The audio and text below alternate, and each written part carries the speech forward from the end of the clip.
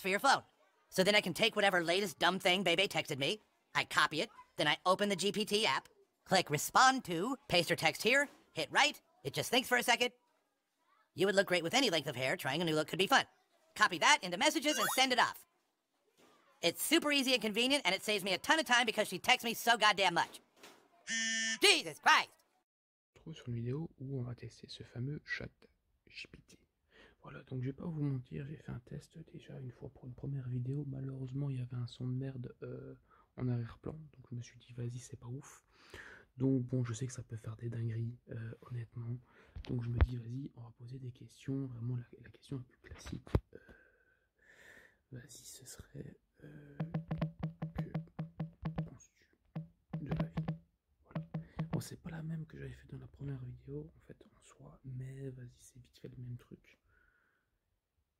Et en tant que modèle de langage, je n'ai pas la capacité de penser ou de ressentir comme le font les êtres humains. Cependant, je peux vous dire que la vie est un concept complexe et multifacette qui peut signifier des choses différentes pour diverses personnes. Certaines considèrent la vie comme une opportunité pour réaliser leurs rêves et atteindre leurs objectifs, tandis que d'autres considèrent la vie comme une expérience à savourer et apprécier. Dans l'ensemble, la vie est précieuse et devrait être traitée avec soin.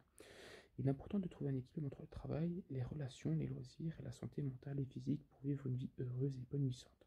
La vie est également pleine d'incertitudes et de défis. Ces obstacles peuvent nous aider à grandir et nous améliorer en tant que personne.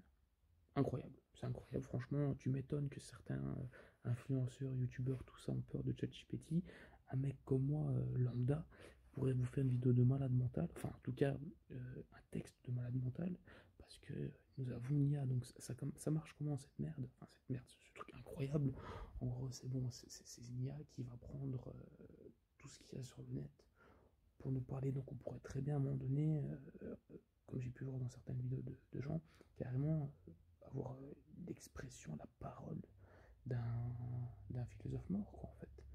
Ouais, non, c'est réellement incroyable. Désolé encore une fois si éventuellement il peut y avoir des petits bruits sonores derrière. On passe tout de suite à une autre question. Que penses-tu de l'addiction Addiction. Putain, pourquoi ça met l'addition, frère? L'addiction.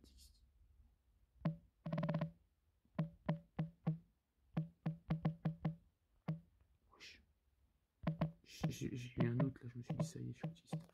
Que penses-tu de l'addiction de manière générale? Peut-être qu'il va. En gros, ma question c'est est-ce qu'il va nous lâcher peut-être que l'addiction c'est un truc génétique ou alors c'est le mental ou. En fait, je me dis en posant des questions assez floues comme ça, qu'est-ce que ça peut nous pomper?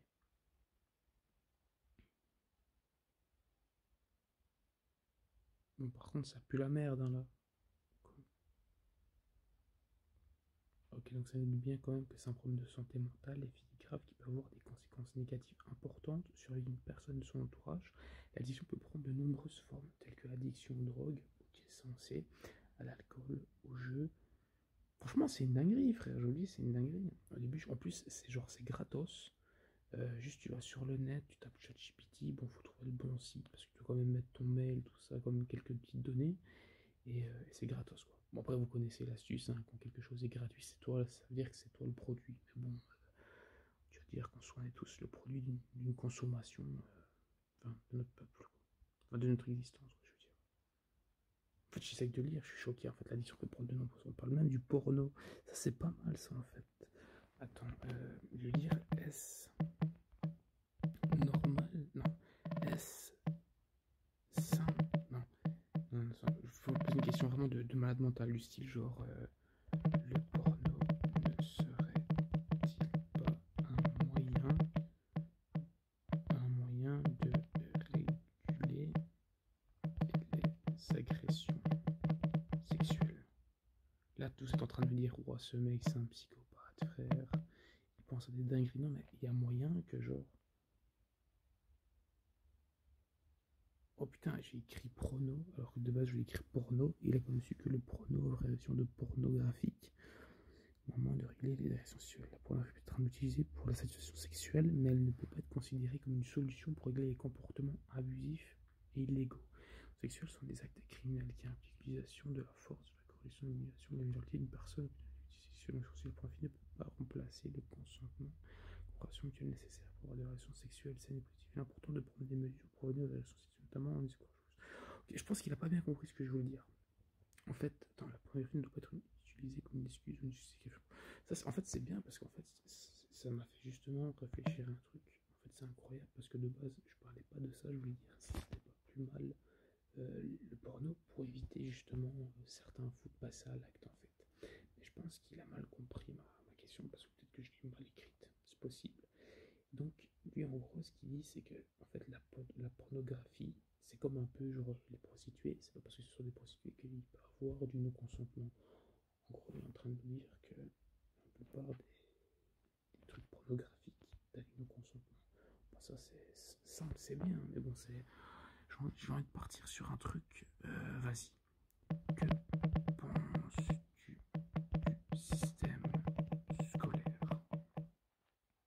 Ça, on n'est pas non plus un débile profond, on pose comme des questions assez importantes. Bon, des fois, ça a du mal à répondre. Par contre, c'est chiant parce que d'habitude, ça me lance direct un truc. Là, ça me dit 2 fois que c'est un langage, que c'est un modèle de langage. C'est triste. C'est incroyable. Alors, j'aimerais bien tester un truc. En fait, à un moment donné, si vous voulez savoir, les vrais devront savoir le pourquoi du comment je suis dessus. Pourquoi moi, je suis arrivé à tester du ChatGPT.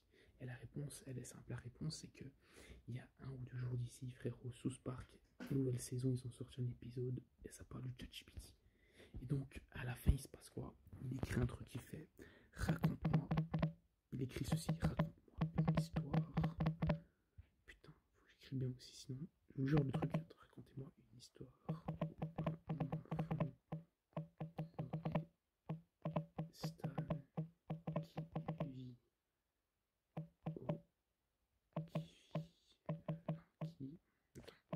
raconte une histoire où un enfant nommé Stan vivant dans une ville Colorado nommée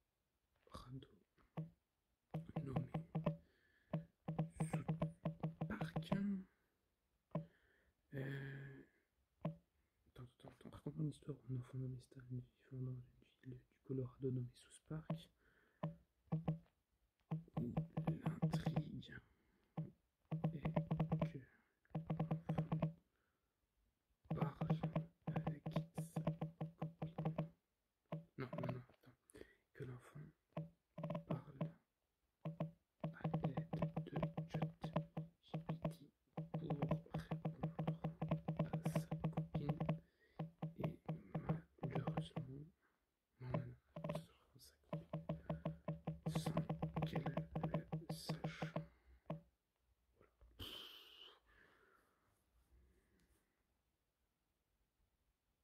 Donc ça nous dit quoi? C'était une fois un enfant nommé Stan qui vivait dans une petite ville du Colorado appelée South Park. Stan était un garçon intelligent, curieux, qui aimait apprendre de nouvelles choses. Un jour, il a découvert une application de chatbot appelée ChatGPT qui avait attiré son attention. Donc c'est un conseil ChatGPT pour répondre aux messages de sa copine qui était toujours sur son téléphone portable. Il a réalisé que ChatGPT pouvait répondre de manière plus intelligente et sophistiquée que lui. Oh putain, c'est exactement ça, frère. Lui, il voulait impressionner sa copine avec ses réponses. C'est exactement ça, en fait. Sa copine Wendy se rend compte que Stan il fait que des likes en fait. Mais je suis triste parce que à un moment donné, dans la première fois que je teste, peut-être que je mettrai l'extrait vite fait à ce moment-là. En fait, ça met directement le nom de Wendy. Ça m'explique vraiment genre la fin de ce qui se passe dans South Park. Enfin, c'est une dinguerie, frère. Donc genre finalement ça n'a pas parlé à sa copine, il va expliquer la situation, elle a été surprise et apprécié l'unité de Stan et son désir de bien faire, ils ont travaillé ensemble pour trouver des moyens de communiquer spécifiquement et comprendre les émotions de l'autre. Par contre, Stan a appris que la communication honnête et ouverte était la clé pour maintenir une relation saine. Il a utilisé ChatGPT pour apprendre de nouvelles choses, mais il a également compris que rien ne pouvait remplacer une conversation réelle avec des êtres humains. Bon, bah écoutez, je pense qu'on a fait le tour. Honnêtement, c'est une dinguerie. Juste vraiment pour déconner, j'ai envie d'écrire un truc. Que penses-tu du négro? Nègre. Bon là si ça me trouve un truc, honnêtement je suis perturbé.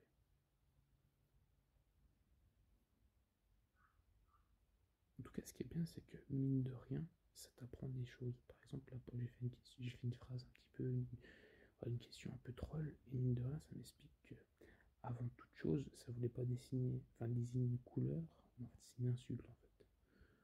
Donc,